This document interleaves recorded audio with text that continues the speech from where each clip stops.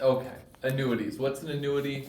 It's an insurance contract with an individual and an insurance company. I like jumping to page 46 here and explaining the two most basic types of annuities and the differences when talking about annuities. Page 46, we'll start with a fixed annuity. So what's a fixed annuity? We like to compare it to a CD at the bank. The biggest difference is the CD is FDIC insured. It's backed by the federal government. And insurance, fixed annuity is not insured at all. So if that insured by the insurance company. Yeah, I suppose it's insured by the insurance company. But if the insurance company goes out of business, you may not get back your money. Okay? Yes? So, don't you have to investigate then what are these insurance companies, their ratings? Yeah, there's rating agencies. It's easy to find information on insurance companies' financial health. It goes back to if it's too good to be true, it's too good to be true. Yeah. So back to that, you give money to the fixed annuity, they give you a guaranteed rate of return for a set time period. Just like a CD. We'll give you, I'm gonna make it up, we'll give you 4% per year for the next 5 years. After 5 years, we'll give you your money back and then you can decide what to do with it. So just like a CD, it's a stated rate of return for a stated time period. As long as the insurance company is in business after that time period, then you get your money back and you've collected interest the whole time. The biggest advantage of a fixed annuity in a non-taxable account is that it's tax deferred. You're not paying taxes on the interest until you take it out of the annuity. Yeah, or a CD every year you pay taxes on that income. We see a lot of annuities inside IRAs or 401ks or whatever, which is kind of defeating that tax deferred Benefit. You're paying for the tax deferral and you're putting it in an IRA that's tax deferred. So it's just, to us, it doesn't make a whole lot of sense, but we see it all the time. So fixed annuities make sense for people who would never invest money in the stock market. They're so risk averse, right? They're afraid of the fluctuations. Well, this is maybe a little bit better than it's just all sitting in the bank. Okay. But it's a lower rate of return, so it's a safer investment. So what kind of rate of return? I mean, like you can get. Think about what demand notes are like 5%. So think about what a demand note is. Think Yeah. about what a CD rate is, and go like 0.5% higher. Oh, okay. Okay. Variable annuity is a whole different animal. You're investing in mutual funds with an insurance wrapper around it. Okay. So you gave me that look like, why would you do that? Why not just invest in the mutual funds? Why get the insurance? The insurance is an additional layer of cost. So your variable annuity is probably your most expensive investment. Usually ranging between 2 and 4% per year, all in the cost of the variable annuity. Now there's some benefits that people find attractive. One is usually you get back, if you were to pass away and the account value is down, a lot of times your beneficiary will inherit what you put in, not what it's worth today. So that's a benefit if the market goes down. But most people choose a variable annuity because they want to create a personal pension. So a lot of these variable annuities, you can add on a guaranteed monthly income for life. And that's very attractive to certain folks. Where they want a supplement to their Social Security that they can depend on. And so the insurance companies will guarantee you a certain monthly benefit as long as you're living. Even if the account value goes to 0 because the market's done poorly, they still give you that guaranteed income. They're hoping you pass away early, and you're hoping you live to 110, so you just keep on collecting. The variable annuities were much more attractive before the financial crisis. They were lower cost, they were better benefits. In the last 20 years or so, the costs have gone up and the benefits have gone down. So they're not as attractive as they used to be. The other thing to understand is the insurance agent that sells it to you gets a really big upfront commission. So there's a lot of annuities that are sold and not bought, right? So be careful about the variable annuity. Questions on annuities? Yes. If they say from a job, one of these, you can start getting your pension type of a payment every month at 65, but you're still working. Mm-hmm. Do you start taking this at that point, or because it's like guaranteed for the rest of your life, or your spouse's life? Yeah, a lot of times it makes sense to double dip and collect and keep on working. Because a lot of times the benefit doesn't really increase much by waiting. It won't increase at all by waiting. Then Start taking it, Sooner rather than later. and then put it in something, Or spend it or buy whatever. it, or yeah, Spend it. pay down debt, spend it, reinvest it, gift it to myself. There's a lot of things you can do. That's the second time you've said that. Uh-huh. what about buying gold? Broken down camp. Yeah. What about buying gold? We're not big gold bugs. It's heavy. It is. It hurts if you drop it on I mean, your phone. it's really hard to convert into groceries if you Yeah. need it, you know? Crash. Yeah. Okay. Yes. For the variable, so you put in X amount, Yeah. and then they say, okay, for the rest of your life, I'll give you Y amount. Yeah. A certain, okay. And it basically just varies how much you put in? How much you put in, how long before you start to collect. Okay. So it works better if you put it in and then you don't need to start collecting that income for a couple of years, preferably 5-7 years from now. If you put it in today and want to collect tomorrow, then you might look at what's called an immediate annuity because you're immediately getting that income. Yeah, but that's the other factor. When are you going to start to collect? How much you put in, when are you going to start to collect, and how old are you going to be when you collect? Right? If I go and get one, they're going to give me a small payout because I'm theoretically going to live a long time. But if old Jay go and See I that? know, I didn't know why it was coming, but I knew it. they're going to give him a lot less money a month. Yeah. Or I'm sorry, a lot more money a month because there's less, I'm gonna die soon. you're going to die sooner. So the age at which you start to collect. So if I know what my original question was gonna be. Is there a typical break even? Like, let's say you gotta live 20 years before you start benefiting? Yes. Like, Yeah. There make is. more than the principal you put in? Yes. Or I just made up 20 years, is it? Because, once the annuity has paid out all its principal and you die, then your return is zero. Yeah.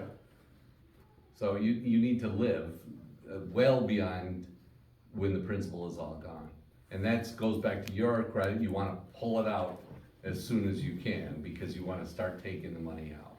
And you can look at the percentages that they're willing to give you if you split it with the younger spouse. Yeah, absolutely. And then the spouse can get it as long as they're alive too. So Okay. it's like, I only have to live 10 years to Insurance make it all companies out, plus. insurance companies are not in it for philanthropy, they're in it to make money. Right. So you gotta really look at the bells and whistles. Do they tell you what that break even is? Like it No, varies? they won't do that. Oh.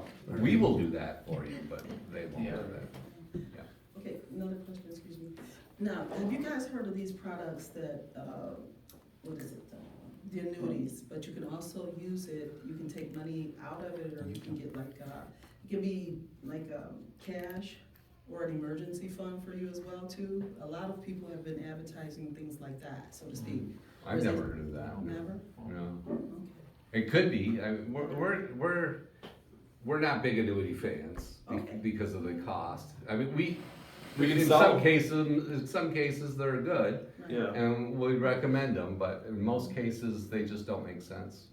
Because I've been advised, well, maybe you just don't wanna tie all of your money up in this, so Mhm. that's the thing. Yeah. Yeah, you have to be careful putting too much money in. I mean, my mom put a little bit of her money into an annuity, and I helped her do it, so we're not against it. Yeah. But I'd say 8 out of 10 of our clients don't have any annuities, 9 out of 10 of our clients don't. It's just, it's the right situation. Yep. I know this is pretty specific, and again, I'm pretty ignorant of this stuff. I talked to an individual, they denied it, but they said they were invested in, like, for example, government buildings, you know, NASA rents here and whatever.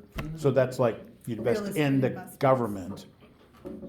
But now that Doge is going on around cutting all this stuff, that's probably not a wise investment anymore, is it? Might not be. Yeah, might not be. But there's all sorts of risks. You know, you talk about a risk there. So let's talk about market risks.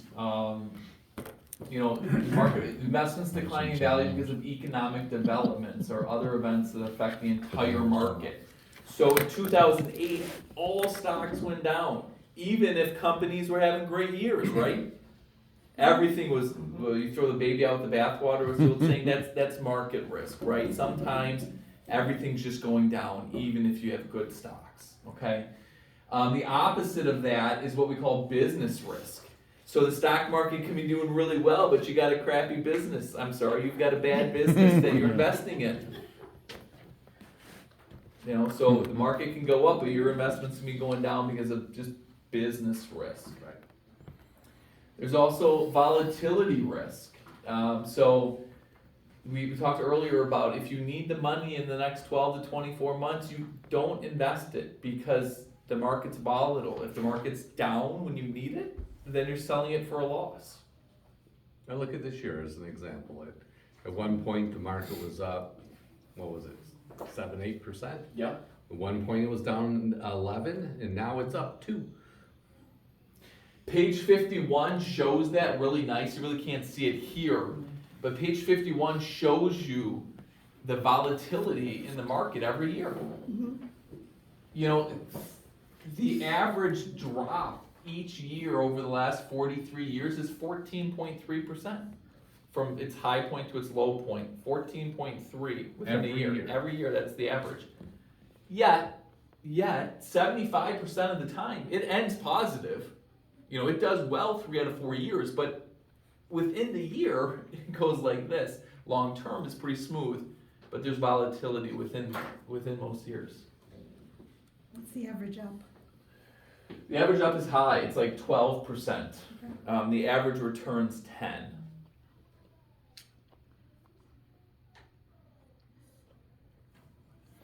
Liquidity risk, the risk of not being able to sell your investment for a fair price. Think of your house in 2008.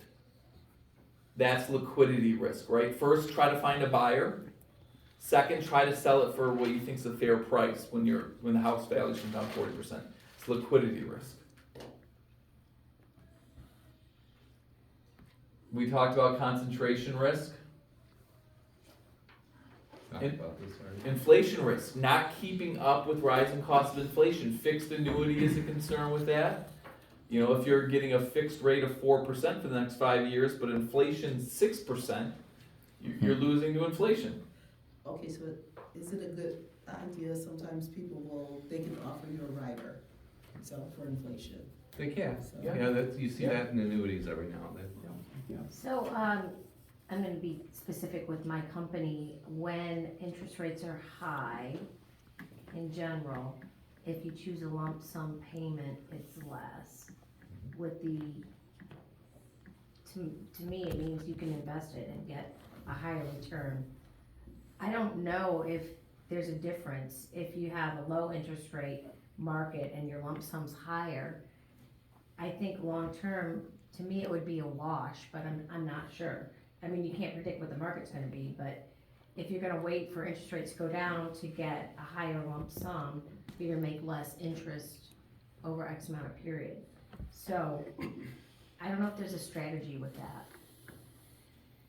In terms of lump sum from your employer at retirement, Right, yeah. 'cause to me, it would be a wash because you'd have higher interest rates that you could invest less money in and potentially make more, or have conversely the opposite.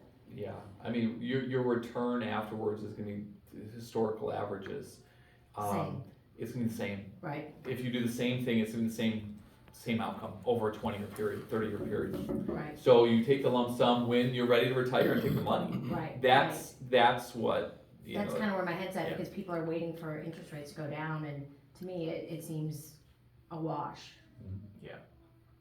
Page 52 and 53 and 54 is the biggest risk for people that are gonna retire in the next couple of years and people that have just retired. The biggest risk. It's called sequence of returns risk, which is the risk of receiving lower or negative returns early in a period when withdrawals are being made from that portfolio. So let's talk about someone like myself that's not close to taking money out of their retirement account. This is on page 53. Let's say I had $1 million and over the next 40 years I averaged a 6% rate of return. I'd have 4.3 million 25 years later. If my returns average 6%, but they happened in a different order, so instead of starting off with strong returns, I started off with bad returns. And you're taking money out. I'm not taking money out in this scenario. Okay, yeah. I average 6% over time, I get to the same point. Okay? It doesn't matter the sequence of returns. If it's the same average, I end up in the same spot if I'm not taking money out. Retirement's different. If you're taking money out of your portfolio, these are the same returns as I showed you previously, but the purple person lives to 90, takes out 50 grand a year, the 1 million turns to 2.5 million. It's a great retirement. Poor Mr. or Mrs. Gray over here, they run out of money in their 80s. Even though they would have had a 6% rate of return, they had no investments left at 82 because they started off bad. They started off negative 25, negative 14, negative 10. Their portfolio never recovered. So the time this person retired in 2007, right? The first couple of years of retirement was bad. And they never caught up. And they ran out of money. So when you're taking money out of a portfolio that's falling in value, that can be a problem because you're selling stocks falling in value, and then those stocks don't recover when the rebound happens because you've sold them. You've used the money, right? Yes. Are these rates of annual return realistic? I mean, they seem really to vary quite a bit. They are realistic, yes. If you're invested, let's call it just in the S&P 500 and you don't have bonds and don't have cash with it. But these are fluctuations of the general stock market. The S&P 500, these are pretty close to annual rates of return. Most retirees though don't want this experience, right? Yeah. You want a much smoother experience, right? You want your returns to be tighter. Sure. Higher lows, unfortunately that also means lower highs, but a tighter dispersion of returns. And you do that through diversification of your assets, and the closer you get to retirement. Correct. Okay. But what we call bucket investing, which we'll get into. Yeah. Okay. So we're gonna finish this chapter with bucket investing, which directly solves this problem, okay? We don't want our retirees to run out of money because the first couple of years of retirement are bad in the market. You know, you have no control of that. And That's so true. we've got a solution for that. It's called bucket investing.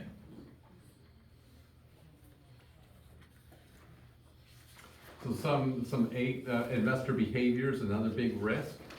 And these are things like under diversification.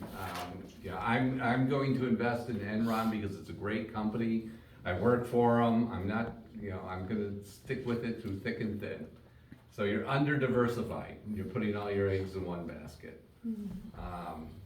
You can be over diversified too. You can, sometimes we have clients come to us or they have so many different investments, we can't even make heads or tails out of it, let alone them. Because they just through the years, they've bought different things and it doesn't really mesh well. You can panic, excuse me, that's the worst one of all. We've, generally every market downturn, we have people call and say, should I get out? And the answer for us is always no. We like to say, if you see me jumping off a roof, then maybe you should. But if you don't see me jumping off a roof, then you shouldn't. The opposite is euphoria, and that's a great one. And there's a stock out there this year that called NVIDIA, which is the AI, one of the AI. They make AI chips. That stock was just going through the moon, and we had people just, I gotta get on it. A fear of missing out. I gotta get in there. I'm euphoric about it. Well, the stock is down about 50% this year so far. Wow. So, you can leverage your portfolio, and that's always a bad idea. You can invest for yield instead of total return, like we talked about before. Warren Buffett, more money has been lost on chasing yield than anything else out there. Speculation's not bad if you understand what you're speculating in, if you have some knowledge about it. Most of us don't, so that's another mistake you can make. And then using cost basis to make investment decisions, like if you buy a stock and it goes down, and so I can't sell it now because it's down. And generally when stocks go down, there's a reason why they go down. Not always, but there's a reason, and you know, it's a good idea to get out. Sorry, what was the leverage one? Margining or leveraging. Borrowing money to invest. Yeah. Yeah, like taking out a line of credit on your house and taking that money no. and investing, not a good idea. No. People do it, but Yeah. it's not a good idea. Yeah, that's leverage. It's almost like gambling. It is, that's how you go Picture. bankrupt real quick. Yeah. So we talked about diversification, don't put all your eggs in one basket.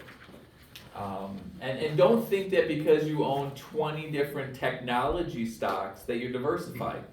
You're investing in technology, that's not diversified, there's other sectors. And we'll show you some things to really take diversification to your advantage. You can dollar cost average into the stock market, that's always a great idea. So if you have a lump sum that you have to invest, and it's it needs to go into the stock market, well, you could take that lump sum and break it up into maybe 6 different investments and invest in it over a 6-month period of time, like average into the market. That would have worked really well this year. So if you would have invested on January 1 and said, held it to now, you'd be up 1% or 2%. But if you would dollar cost average throughout this last 5 or 6 months, every month, then you would have invested some when it was down, you'd have invested less when it was up, etc. So you'd have an average price, and I'm making this up, but your return probably would have been somewhere in around the 4% range. So asset allocation is a good way to diversify your portfolio and lower risk. Some individuals back in the 1950s, Eugene Fama and I forgot the other guy. Harry Markowitz. Harry Markowitz, thank you. Came up with this efficient frontier, this economic theory. They actually won the Nobel Prize in economics for this chart right here. Because pension funds, we need to invest in the stock market, and they weren't diversified properly, and they came up with this. Well, if you diversify properly, you'll get certain rates of return. So this chart here, I don't know, I can't read what page it's on, but it's 62. Thank you, 62. This axis here is the rate of return, and this one is your volatility or standard deviation. So ideally, you would want to be up here in the northwest quadrant. High returns, low risk. That doesn't exist out there, but that's ideally where you'd want to be. Sure. But these are different allocations to just stocks and bonds. So this is 100% bonds right here. To answer your question earlier, is it less risky to have all your money in bonds? Yeah, it's not actually. You're going to get a lesser return, and it's actually more risky than having some stocks in that portfolio. So adding 20% of your portfolio to stocks and 80% of your bonds actually increases the return and lowers the risk. Bonds, you can have 60-40, you can have 80-20, 100%, etc. This is the efficient part of the portfolio. If you can do this yourself, you can put your portfolio on there are programs out there that you can put it on the efficient frontier. If you land down here, that means you're getting less return for more risk. Your portfolio is inefficient. It's not diversified properly. Conversely, if it's up here, more return, less risk, there's something wrong. There's something in there. And as science says, economic science will say, you're gonna come back down to here eventually. Yeah, it's been a good run. You should Yeah. probably take some money off the table because Yeah. things are gonna come back down. And you can do this. You can put your portfolio on the efficient frontier. We do it all the time. And where does it land? Is that portfolio efficient? The companies that have my money, they wanna move me out of bonds, cause then I'm getting almost 65. It's like, I don't want all bonds. So I can tell them to put it more back into the stock, so I could have them move them more percentage-wise back to stocks. You dictate that, yes. Yeah. Through you talking about your old employer accounts? The different Lincoln Yeah, and yeah. the different ones, yeah. Okay, let's talk about bucket investing. This is worth the price of It's the our glass. favorite section, section 60.